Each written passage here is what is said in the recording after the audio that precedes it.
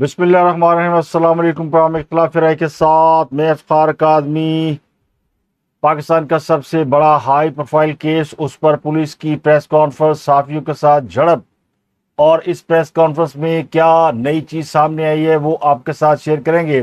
لیکن سب سے پہلے بات کریں گے آزاد کشمیر میں کالعدم جوائنٹ عوامی ایکشن کمیٹی کال پر ہونے والے احتجاج اور میرپور کے علاقے ڈڈیال میں فورسز کے ساتھ جھڑپوں کے دوران فائرنگ اور آنسو گیس کا استعمال کیا گیا ہے، اور اطلاعات یہ کم از کم 2 افراد جن میں ایک بچہ شامل ہے اس واقعے میں گولی لگنے سے ہلاک ہو گیا، جبکہ پولیس اہلکاروں سمیت 12 سے زائد افراد زخمی ہیں، جبکہ انٹیلیجنس بیورو کا ایک انسپکٹر اسے حملے میں زخمی کر دیا گیا ہے۔ پولیس ذرائع کے مطابق عوامی ایکشن کمیٹی کے لوگ ڈڈیال شہر کی جانب مارچ کر رہے تھے کہ وہاں پر موجود پولیس اہلکاروں نے انہیں روکا۔ کالعدم عوامی ایکشن کمیٹی نے مارچ کی کال دے رکھی تھی، ہڑتال کی کال دے رکھی تھی، تو پولیس کے بقول مظاہرین نے روکے جانے پر پولیس پر فائرنگ کھول دی اور آئی بی کے ایک انسپکٹر کو براہ راست گولیوں کا نشانہ بنایا گیا۔ جوابی فائرنگ کے نتیجے میں مظاہرین میں شامل ایک شخص ہلاک ہوا اور ایک کمسن بچہ بھی جاں بحق ہونے کی اطلاعات ہے، جبکہ کئی افراد زخمی ہیں۔ پولیس کے مطابق جو شخص مارا گیا ہے اسی نے آئی بی کے افسر پر فائرنگ کی تھی۔ تو ڈڈیال میں جھڑپیں سب سے پہلے ام گاؤں میں شروع ہوئی، جہاں عینی شاہدین کے مطابق کم از کم 3 افراد زخمی ہوئے۔ دن بھر پولیس کے ساتھ مظاہرین کی آنکھ مچولی جاری رہی۔ شام کے وقت ایک اور جھڑپ ہوئی جس میں زیادہ لوگ زخمی ہوئے ہیں، اور ان میں سے کئی زخمیوں کو ہاسپٹل داخل کرایا گیا ہے، ان کی حالت تشویشناک ہے۔ اور کشمیر سے موصولہ اطلاعات کے مطابق مظاہرین نے خواتین اور بچوں کو مارچ کے شروع میں رکھا تاکہ پولیس کے ساتھ ان کی مڈبھیڑ رہے۔ اس کے علاوہ کشمیر کے کئی علاقوں میں مظاہرے ہوئے ہیں، لیکن وہ کچھ زیادہ قابل ذکر نہیں اور نہ ہی کوئی جھڑپ ہوئی ہے۔ مین مظفر آباد میں مارکیٹیں بند رہیں، عوامی ٹرانسپورٹ سڑکوں سے غائب رہی، اور یہ اس وجہ سے غائب نہیں ہوئی کہ ہڑتال کی کال تھی، بلکہ کالعدم عوامی ایکشن کمیٹی کے لوگوں پر تشدد کرتے ہوئے پائے گئے۔ ایئرپورٹ چوک پر پولیس نے مظاہرین کو منتشر کرنے کے لیے آنسو گیس کا استعمال کیا، اور اس کے بعد پھر مقامی رہائشیوں نے دھرنا دیا۔ تو پولیس اور انتظامیہ کا موقف یہ ہے کہ عوامی ایکشن کمیٹی کی کال کو عوام نے مسترد کر دیا ہے۔ تو کالعدم عوامی ایکشن کمیٹی کے رہنماؤں نے دعویٰ کیا کہ انہوں نے حکومت کو اپنے مطالبات کی منظوری کے لیے 8 جولائی کی ختمی ڈیڈ لائن دے دی، اور کہا کہ اگر 8 جولائی کو مطالبات پورے نہ ہوئے تو پھر وہ نئے لائحہ عمل کا اعلان کریں گے۔ اس کے علاوہ اطلاعات یہ کہ راولہ کوٹ میں 4 پولیس اہلکاروں کو اسلحے کے زور پر اغوا کر لیا گیا۔ یہ اہلکار چھٹی سے واپس اپنی ڈیوٹی پر آ رہے تھے کہ مسلح افراد نے انہیں گھیر لیا، ان کو اسلحے سمیت اپنے ساتھ لے گئے ہیں۔ ان میں کانسٹیبل شاہد رفیق، کانسٹیبل محمد صغیر، محمد اشتیاق اور ذیشان اسحاق شامل ہیں۔ تو کالعدم جوائنٹ عوامی ایکشن کمیٹی نے ایک بار پھر ثابت کیا ہے کہ وہ تشدد پسند جماعت ہے، اور اس انتشاری کالعدم ایکشن کمیٹی کے لوگ اب بھی کشمیر میں وائلنس کر رہے ہیں۔ اس سے قبل انہی شرپسند عناصر نے ایک اے ایس آئی کو اغوا کر کے اسے بدترین تشدد کا نشانہ بنایا تھا، اور یہی لوگ سی ایم ایچ پر بھی حملہ آور ہوئے تھے۔ تو اب کالعدم تنظیم جوائنٹ عوامی ایکشن کمیٹی کے خلاف چارج شیٹ خاصی بڑی ہوتی جا رہی ہے۔ ایک اور اطلاعات یہ ہے کہ اسی تنظیم کے 20 سے 25 نقاب پوش افراد نے مبینہ طور پر انجمن تاجران کے سیکرٹری جنرل سردار ناصر ارباب اور ان کے کزن حسام پر بدترین تشدد کیا، اور انہیں نیم مردہ حالت میں پھینک کر فرار ہو گئے۔ اب سوال یہ کہ راولہ کوٹ میں دھرنا دیے ہوئے لوگوں کافی دن ہو گئے ہیں، اور نہ ان سے مذاکرات ہو رہے ہیں، نہ ان کے خلاف کوئی ایکشن ہو رہا ہے۔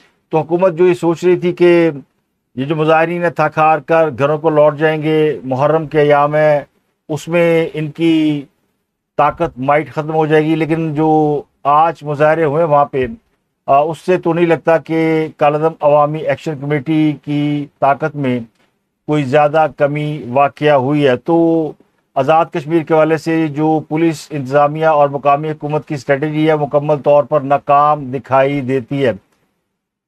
تو اس لیے یہ فیصلہ کیا گیا کہ اب ان کے خلاف ایک اور بھرپور آپریشن کیا جائے گا۔ اب بات کرتے ہیں اس ہائی پروفائل کیس کی جس کی آج پولیس نے باقاعدہ پریس کانفرنس کی. تو پولیس نے بلاخر باس کو ڈھونڈ لیا اور باس برآمد بھی ہو گیا. پتہ چلا باس تو زیادہ پڑھا لکھا نہیں ہے، اجرتی قاتل ہے اور گنڈا کریکٹر ہے، کئی پرچے ہیں اس کے اوپر، اور حال ہی میں جیل سے باہر آیا. اور جب پولیس پکڑنے گئی تو اگلا اپنی ٹانگ بھی توڑوا بیٹھا. تو جب D I G operation Faisal Kamran یہ بتا رہے تھے کہ باس وحید نامی ایک گنڈا پیڈ کریکٹر ہے، تو وہاں پر شور مچ گیا کہ یہ غلط بیانی کر رہے ہیں، دراصل باس کوئی اور ہے، اور اسحاق ڈار صاحب کے صاحبزادے کا نام لیا گیا. لیکن ڈی آئی جی کامران نے کہا کہ جو اس واقعے میں باس ہے وہ پکڑا جا چکا ہے، اس کی تصویر بھی آ گئی ہے. اس سے پہلے چونکہ اس کے بارے میں معلومات نہیں تھی تو ہم نے وہ معلومات شیئر نہیں کی. اب یہ جو تصویر دکھائی گئی ہے اس میں جس پہ سرخ دائرہ لگا ہے، یہ وحید نامی شخص ہے جسے لوگ باس کہہ کر بلاتے ہیں، اور یہ جو زرد دائرے کے اندر ہے یہ رضا ڈار ہے. تو ڈی آئی جی فیصل کامران کی پریس کانفرنس کی کوشش کئی حوالوں سے بڑی دلچسپ رہی. ایک طرف انہوں نے چند سوالوں کے جواب دیے تو دوسری طرف کئی سوالوں کو جنم دے دیا. ہمارے ایک دوست ہے رائے حسنین صاحب، بڑے معروف جرنلسٹ ہیں، ان کی انویسٹیگیشن رپورٹنگ کے اوپر بڑی گرفت ہے.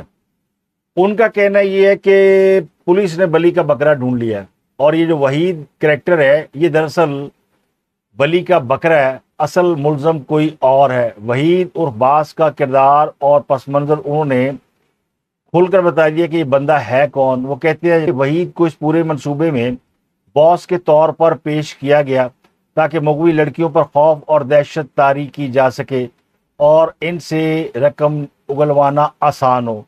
پولیس کے مطابق ابھی تک کی ساری پلاننگ رضا ڈار کی ہے.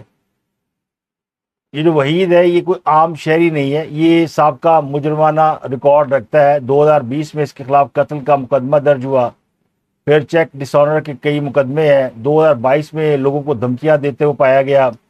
پھر اس کے ساتھ واردات میں 3 ملازم شامل تھے جن میں ناصر، نواز اور رضوان ہیں. ان میں سے ایک لڑکا جس کی عمر 17 سے 18 سال ہے وہ لڑکی کے ساتھ جنسی زیادتی میں بھی براہ راست ملوث پایا گیا. تو بنگلے کے اندر لڑکیوں کے ہاتھ باندھنے، انہیں زدکوب کرنے، مارنے پیٹنے اور ان کے ساتھ بدسلوکی کرنے والا دراصل کوئی اور نہیں تھا، یہ باس تھا جس کا اصل نام وحید ہے. اب وحید کو کیسے پکڑا گیا؟ جب پنجاب پولیس نے اس کیس پر ایکشن لیا اور وحید کو پکڑنے کے لیے اس کے ٹھکانے پر چھاپا مارا تو وحید نے اپنے گھر کی بالکونی سے نیچے چھلانگ لگا دی اور بلندی سے گرا. تو پھر ظاہر ہے اس کے دونوں ٹخنے بری طرح ٹوٹ گئے، لتاں ٹوٹ گئی ہیں اور بعض ٹوٹی ہوئی ٹانگوں کے ساتھ پولیس کی تحویل میں ہے، اس لیے اسے کسی کے سامنے پیش نہیں کیا گیا. تو اب D I G operation Lahore Faisal Kamran نے بڑی ڈیٹیل بتائی جو ہم آلریڈی آپ کے ساتھ شیئر کر چکے ہیں، کوئی زیادہ فرق نہیں ہے.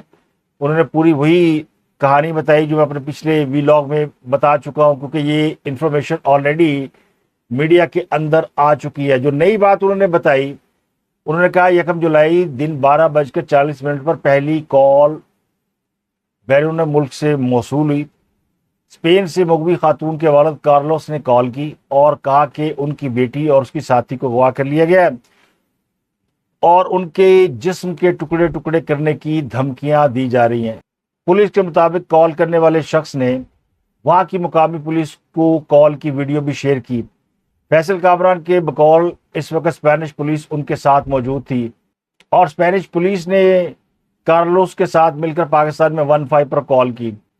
اس کے علاوہ تاوان کے لیے جو انہیں کال کی گئی تھی یعنی کارلوس کو، وہ انہوں نے ریکارڈ کر لی تھی، وہ انہوں نے پاکستانی پولیس کو پرووائڈ کر دی. فیصل کامران کے مطابق دونوں خواتین 29 جون کو لاہور پہنچی تھیں.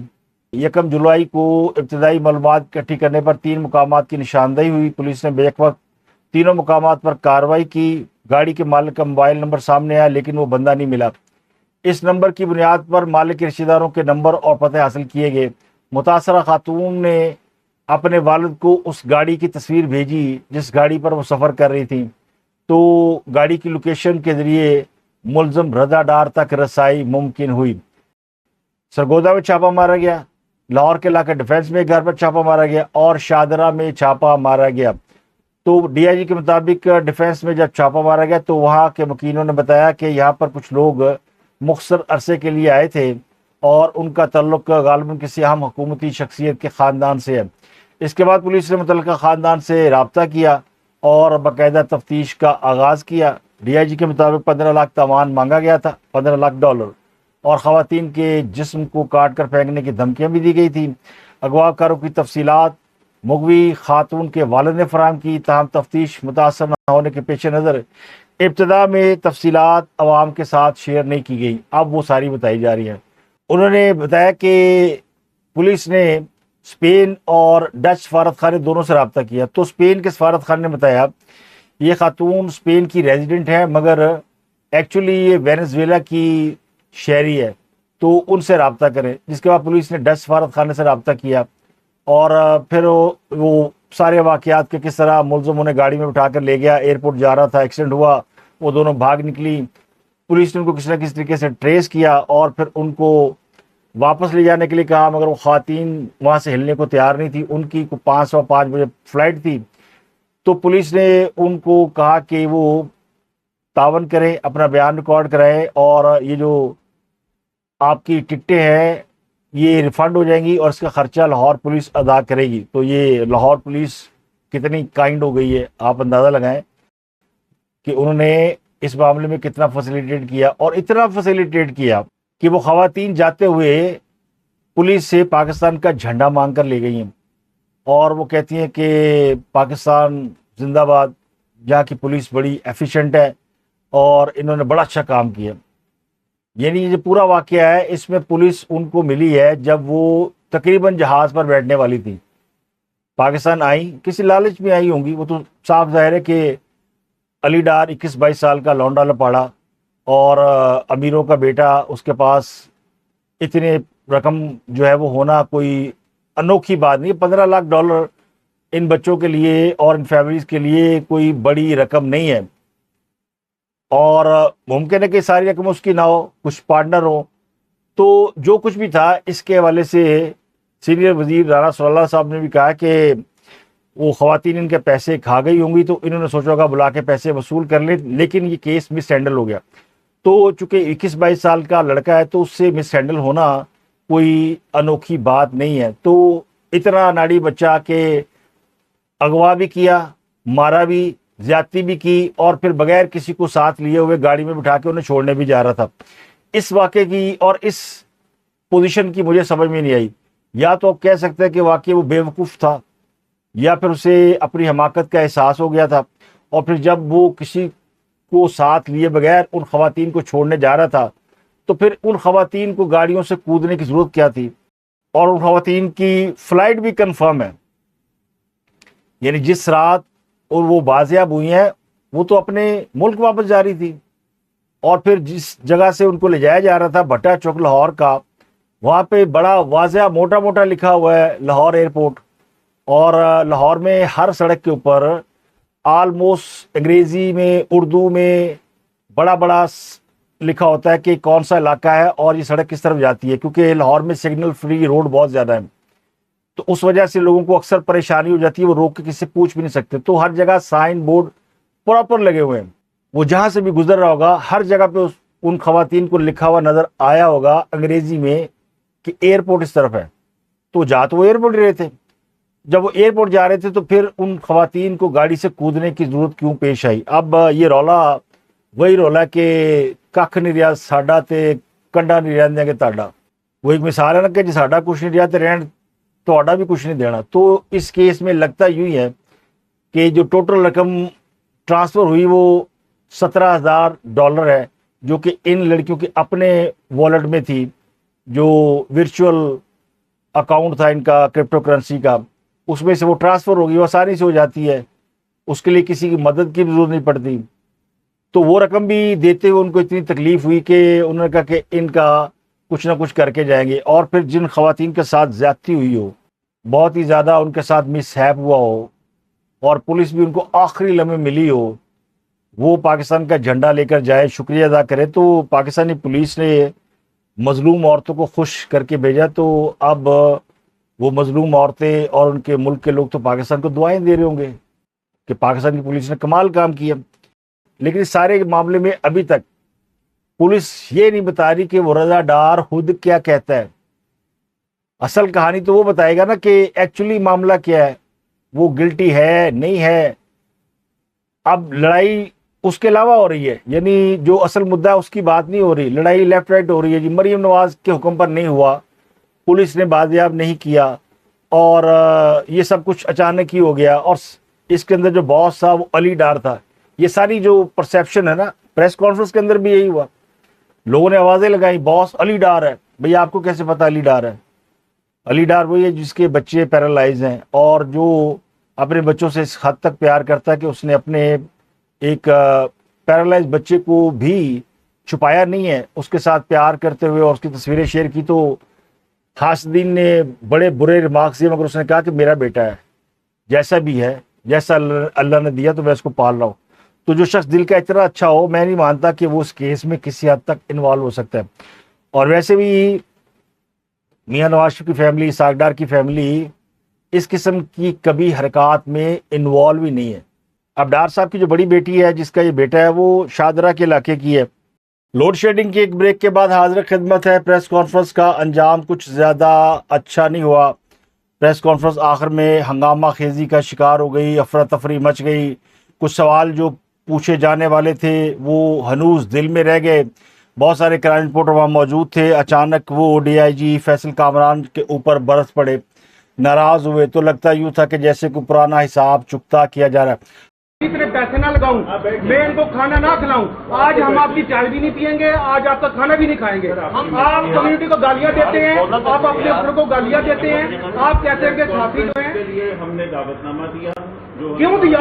آپ بات بتائیں نا. آپ نے تو ہمیں گالیاں دیتے ہیں, آپ فون نہیں اٹھاتے, آپ ان ایسے لوگوں کی نوکریاں لے کے جاتے ہیں. وہ تو اللہ بلا کرے میری مینجمنٹ کا کہ جنہوں نے مجھے نوکری سے نہیں نکالا, ورنہ آپ نے کوئی کسر نہیں چھوڑی تھی مجھے بے روزگار کروانے کے لیے.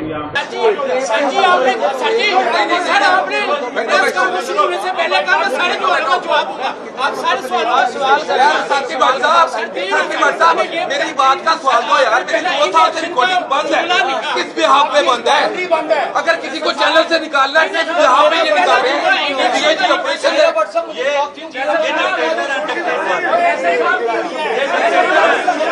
پریس کانفرنس کا جواب دیتے سر کو غیر ملکی خواتین لاہور شہر میں محفوظ ہیں. لاہور شہر میں غیر محفوظ ہیں.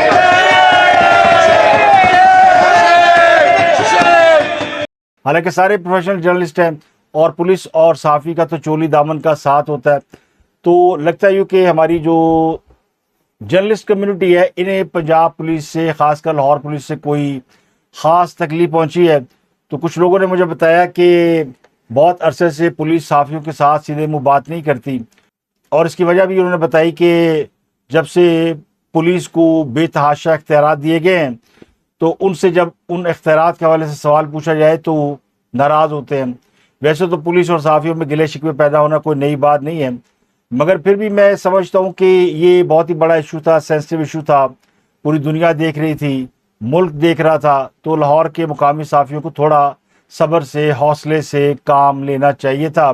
اور ڈی آئی جی فیصل کامران سرکاری افسر ہیں, اور یہ بات ہم سب صحافی جانتے ہیں کہ سرکاری افسر کی کچھ مجبوریاں ہوتی ہیں, کچھ ڈیوٹیاں ہوتی ہیں, تو ان کے ساتھ پرسنل ہونا کسی طرح بھی مناسب نہیں ہے. اگر آپ کسی پولیس افسر سے پوائنٹ آف ویو مانگتے ہیں, وہ نہیں دیتا تو آپ کا ناراض ہونا بنتا ہے. لیکن اب چونکہ ینگ جنریشن ہے, نئے لوگ ہیں, تو شاید وہ اس طریقے کار کو پسند نہیں کرتے کہ کوئی ان سے کوئی سوال پوچھے. تو بجائے شیخ احمد فراز بہت سینئر رپورٹر ہیں, اور کچھ جونیئر رپورٹر بھی تھی جو پھر کہتے ہیں نا خربوزے کو دیکھ کے خربوزہ رنگ پکڑتا ہے. تو جب سینئر بولنا شروع ہوئے تو جونیئر نے بولنا شروع کیا. تو پھر پولیس پریس کانفرنس ادھوری چھوڑ کر چلی گئی, سوالات کے جواب نہیں دیے گئے, کیونکہ سوال جب پرسنل ہو جائے تو پھر پولیس آپ کو پرسنل سوالوں کا جواب نہیں دے سکتی. ان کی یہ پوزیشن نہیں ہوتی. پرسنل سوال جو پرسنل کیپیسٹی میں پوچھے جاتے ہیں. تو بہرحال یہ ایک ناخوشگوار سا معاملہ تھا. لاہور پولیس جو ہے وہ صحافیوں کو ہینڈل نہیں کر سکی, یا پھر صحافی جو ہے وہ اب لاہور پولیس کو صحیح ہینڈل نہیں کر پائے. تو جو کچھ بھی ہوا وہ میرا خیال ہے کہ نہیں ہونا چاہیے تھا. اب آپ دیکھیں ہمارے معاشرے میں ہر قسم کے لوگ ہوتے ہیں.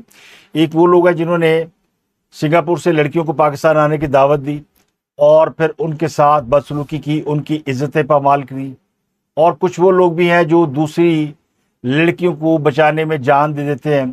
ایئر فورس کے ایک بہادر گروپ کیپٹن عاصم ایک خاتون کو بچاتے ہوئے شہید ہو گئے. اب یہ واقعہ اسلام آباد کے 9th ایونیو پر پیش آیا. عاصم طارق جو ہے وہ گروپ کیپٹن ہے. ان کے بارے میں بتایا جاتا ہے کہ وہ کہیں سے گزر رہے تھے کہ موٹر سائیکل پر سوار شخص ایک خاتون کا ہاتھ کھینچ رہا تھا. Group captain Asim motor cycle کے قریب رکے تو خاتون گاڑی کی دوسری طرف بھاگ گئی. تو ملزم جو ہے وہ ڈرائیونگ سائڈ کی طرف آیا جہاں پر گروپ کیپٹن عاصم نے ان کو روکا اور اس سے پوچھا کہ تم کیا کر رہے ہو. تو وہ اتنا بکھلایا تھا یا غصے میں تھا کہ اس نے کیپٹن عاصم کو گولی مار دی, خود موقع سے بھاگ نکلا. خاتون کے مطابق یہ جو ملزم ہے اس کا کولیگ ہے جس نے اسے ساتھ کام پر لے جانے کی پیشکش کی, لیکن راستہ بدل کر اسے کہیں اور لے جانا چاہتا تھا. گروپ کیپٹن عاصم نے بروقت مداخلت کر کے اسے بچایا. شہید عاصم شادی شدہ ہے, ان کے 2 بچے ہیں, ایک بیٹی اور ایک بیٹا. تو پولیس نے چند گھنٹوں کے اندر پاک فضائی کے گروپ کیپٹن عاصم طارق شہید کے قتل میں ملوث ملزم کو گرفتار کر لیا.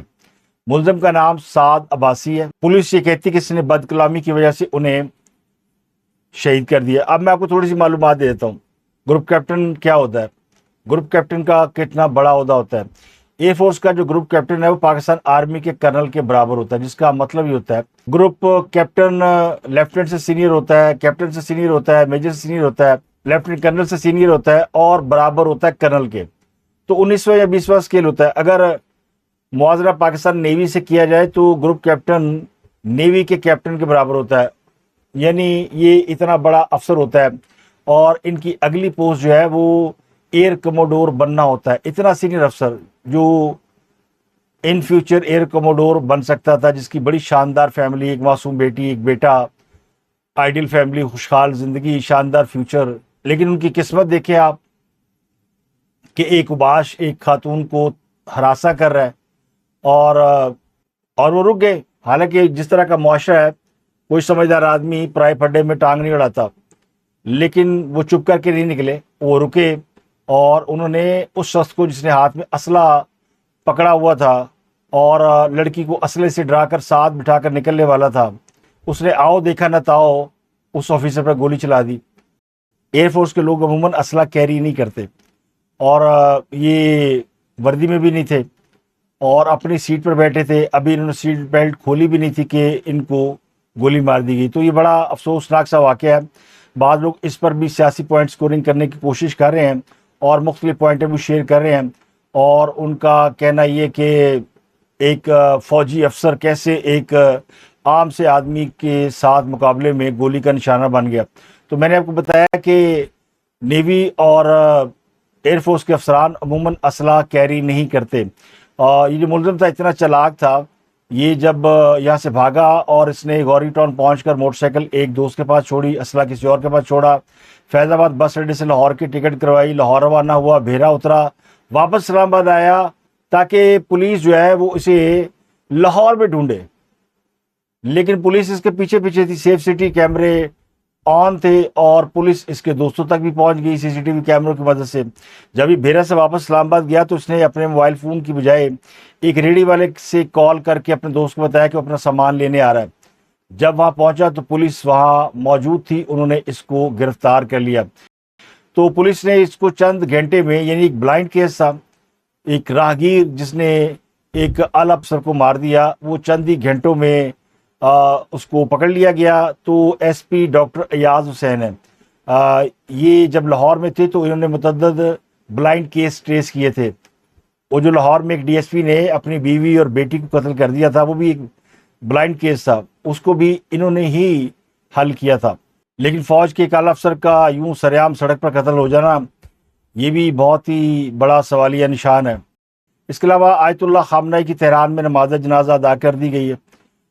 ان کے علاوہ ان کی صاحبزادی, بہو, داماد اور کم سن نواسی کی بھی نماز جنازہ ادا کی گئی ہے. ان کی جو نواسی ہے وہ چند برس کی ایک چھوٹا سا تابوت बड़े ताबूतों के दरमियान रखा हुआ था, तो लोग फूट फूट कर रो दिए।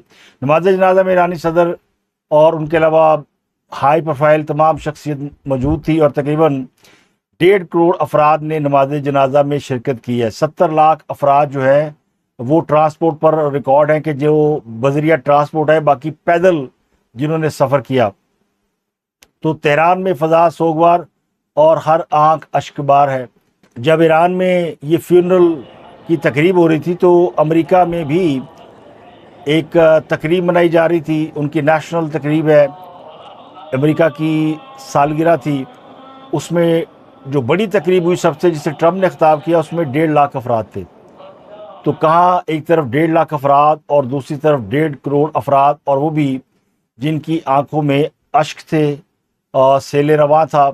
और इसीलिए फिर अमेरिकी सदर शर्मिंदगी के मारे कहता रहा कि मुझे तो बताया गया था कि ईरान के अवाम आयतुल्लाह खामनाई से नफ़रत करते हैं और यहाँ तो हर शख्स उसके लिए रो रहा है। तो ये ट्रंप का पछतावा है और उसे आने वाले वक्त में और ऐसे कई पछतावों का सामना करना पड़ेगा, क्योंकि ये जितनी हाई प्रोफाइल शख्सियात होती हैं, हुक्मरान होते हैं ना, उनके आसपास कान भरने वाले और मिसगाइड करने वाले बहुत लोग होते हैं। और ट्रंप तो वाज़ह तौर पर इस बात का इकरार कर रहा है कि उसे मिसगाइड किया गया, उसे जो बताया गया वो दुरुस्त नहीं है।